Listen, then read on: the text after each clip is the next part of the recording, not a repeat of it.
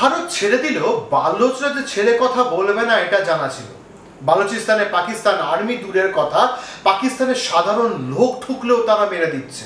তাদের দাবি স্বাধীন বালুচিস্তান, আর তারা সেটা নিয়েই ছাড়বে। পাকিস্তানের বিরুদ্ধে তাদের দশকব্যাপী লড়াইয়ে নতুন অধ্যায় শুরু করে বালুচিস্তানের সশস্ত্র গোষ্ঠীটি জানিয়েছে নতুন সেই অভিযানের নাম অপারেশন বাম, যার অর্থ ভোর। তাদের মতে ভোর অর্থাৎ সূর্যোদয়ের সময় যে অপারেশন শুরু হয়েছে সেটা এর শেষ দেখে ছাড়বে। 1948 সালে যে ধোঁকা দিয়ে পাকিস্তান শুরু করেছিল জিন্নাহ আর টিক্কা খানের দৌলতে, সেটাই শেষ হবে এবারে। অ্যাটলিস্ট বালোচরা এর শেষ দেখে ছাড়বে। বালোচরাও কিন্তু পাকিস্তানের দেখানো পথেই অপারেশন করতে শুরু করেছে। সেটা কেমন? এই সব কথা নিয়েই আজকে আমরা আলোচনা করব। নমস্কার, আমি দিব্যেন্দু, ইন্টারজিও চ্যানেলে আপনাদের স্বাগত। পাকিস্তান লিবারেশন ফ্রন্ট বা বিএলএফ মুখপাত্র মেজর গাহরাম বালোচ অভিযানটিকে বালোচ জাতীয় মুক্তিযুদ্ধের একটা নতুন ভোর হিসেবে বর্ণনা করেছেন। জোর দিয়ে জানিয়েছেন মাকরানো উপকূল থেকে কোহ-ই-সুলেমান পর্বতমালা পর্যন্ত একাধিক পাক ঘাঁটিতে হামলা চালানো হয়। গহরামের কথায় প্রতিরোধ একটি নতুন পর্যায়ে প্রবেশ করেছে। অপারেশন বামের উদ্দেশ্য হলো এটি প্রমাণ করা যে বালোচ যোদ্ধারা বিশাল ভূখণ্ড জুড়ে ও বৃহৎ পরিসরে অভিযান পরিচালনা করতে সক্ষম, ঠিক যেমন সৈনিকরা করে।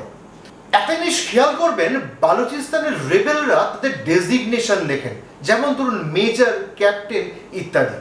আর পাকিস্তানের উগ্রপন্থীদের মতো এরা কখনোই কমান্ডার বা ওই ধরনের শব্দ ব্যবহার করে না। তারা সবসময় ওই শব্দবন্ধের বাইরে থাকে, কারণ এই শব্দগুলো উগ্রপন্থীরা ব্যবহার করে।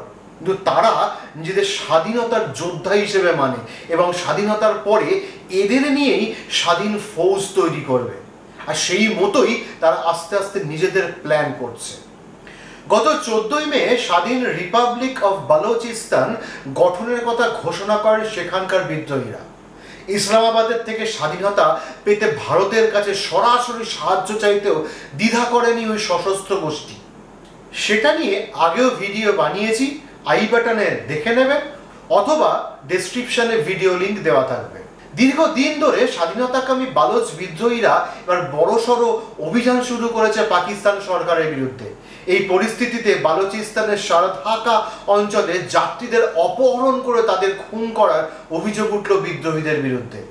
দাবি, আই কার্ড দেখে পরীক্ষা করে অপহৃত ব্যক্তিরা পাকিস্তানি কিনা তারপর তাদের খুন করা হয়েছে।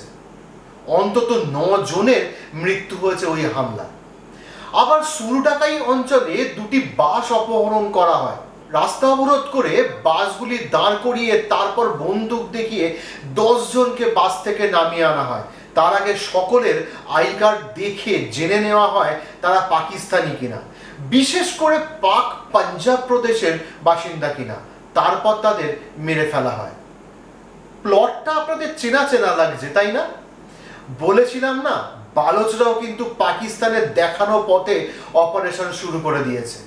পেহেলগাঁওতে যেমন দেখিয়েছে তেমনই রিটার্ন করছে পাকিস্তান, শুধু দেশটার নাম বদলে গেছে। পাক সংবাদ মাধ্যম সূত্রে জানা গেছে আলাদা করে পাক পাঞ্জাব প্রদেশের বাসিন্দাদের টার্গেট করা হয়েছে এবং বাসটি লক্ষ্য করে লাগাতার গুলি চালানো হয় যাতে কেউ পালাতে না পারে। সংবাদ সংস্থা এএনআই সূত্রের খবর, একসঙ্গে 4 জেলার বিভিন্ন এলাকায় 17টি হামলা হয়েছে। তার মধ্যে অন্যতম বাসে হামলার এই ঘটনাটি।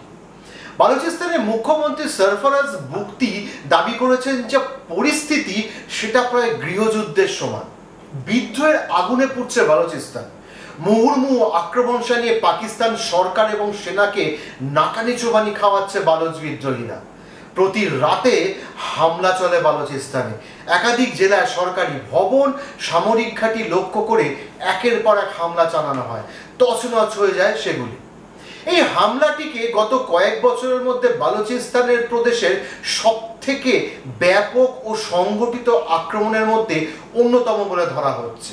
এই হামলার দায় স্বীকার করে নিয়েছে বালুচিস্তান লিবারেশন ফ্রন্ট বা বিএলএফ নামের গোষ্ঠী।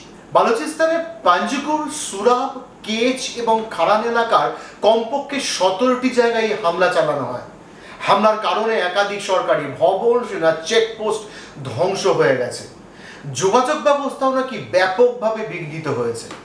একের পর এক বিস্ফোরণে কেঁপে ওঠে হাজরা, মাহালাব, ফাতিমা, নাজগুল এবং মোহাম্মদ ইব্রাহিম এলাকার বাসিন্দারা। আহতদের চিকিৎসার জন্য তুরবত জেলা হাসপাতালে ভর্তি করা হয়েছে, কিন্তু আহতের সংখ্যা এতই বেশি যে সেই হাসপাতালও মনে হচ্ছে ছোট পড়ে গেছে। বিএলএফ মুখপাত্র এও দাবি করেছে পাক সেনাকে নাস্তানাবুদ করতে খুব সাবধানে অভিযানের পরিকল্পনা করা হয়েছিল, যদিও বিশদে আর কিছুই জানাননি তিনি। বিদ্রোহী সশস্ত্র গোষ্ঠীর তরফে জানানো হয়েছে অভিযান এখনো চলছে এবং তা শেষ হওয়ার পরেই ফলাফল সম্পর্কে আরও তথ্য প্রকাশ করা হবে। অন্যদিকে হামলার পরেই সক্রিয় হয়েছে পাক সেনা। বালুচ বিদ্রোহীদের ঘাঁটি রয়েছে এমন জায়গাগুলিতে তল্লাশি অভিযান চালানো হচ্ছে। কেচ ও পাঞ্জাবগুরের কিছু অংশে যানবাহন পুরোপুরি বন্ধ রাখা হয়েছে।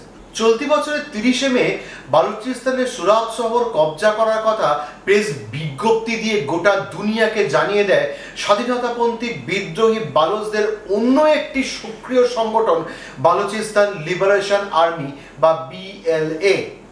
বিএলএ জারি করা প্রেস বিজ্ঞপ্তি অনুযায়ী বিদ্রোহীরা সুরাব শহরের সম্পূর্ণ নিয়ন্ত্রণ নিতে সক্ষম হয়েছিল। ব্যাংক, থানা এবং সরকারি ভবন কবজা করেছিল তারা। এলাকা পুনর্দখল করে পাক ফৌজ যাতে সেখানে ঢুকতে না পারে তার জন্য গুরুত্বপূর্ণ রাস্তাগুলি সম্পূর্ণ আটকে দিয়েছিল বিদ্রোহীরা। এর মধ্যেই পাকিস্তানের বিরুদ্ধে অপারেশন বাম চালু করেছে বিএলএফ। বিদ্রোহী গোষ্ঠীর স্পষ্ট বার্তা, ইসলামাবাদকে নাকানি চোবানি খাইয়ে বালুচিস্তানকে পাকিস্তানের দখল থেকে পুরোপুরি বের করে আনতে বদ্ধপরিকর তারা। প্রায় 20 বছর ধরে স্বাধীনতা চেয়ে আন্দোলন করছে বালুচরা। চলতি বছরে জাফর এক্সপ্রেসে হামলা চালিয়ে হইচই ফেলে দিয়েছিল বালুচ লিবারেশন আর্মি। কোয়েটা থেকে পেশোয়ারগামী যাত্রীবাহী জাফর এক্সপ্রেসের দখল নেয় বিদ্রোহীরা। 28 পাক সেনা ও 26 জন পণবন্দির মৃত্যু হয়। মার্চ মাসের সেই ঘটনার রেশ কাটতে না কাটতেই ফের পাকিস্তানে বড়সড় আঘাত আনে বালুচরা। একটা নির্দিষ্ট অঞ্চলকে শুধু স্কুইজ করে যাবে আর তারা দারিদ্র সীমার নিচে চলে যাবে, আর একটা অঞ্চল শুধু ক্ষীর খেয়ে যাবে, এটা হতে পারে না। তখনই শুরু হবে আন্দোলন, বিদ্রোহ আর তার চরম পরিণতির দিকে এগিয়ে যাবে। অ্যাকচুয়ালি পাকিস্তান আর্মি বালুচিস্তানে না ঢুকতেই ভয় পায়।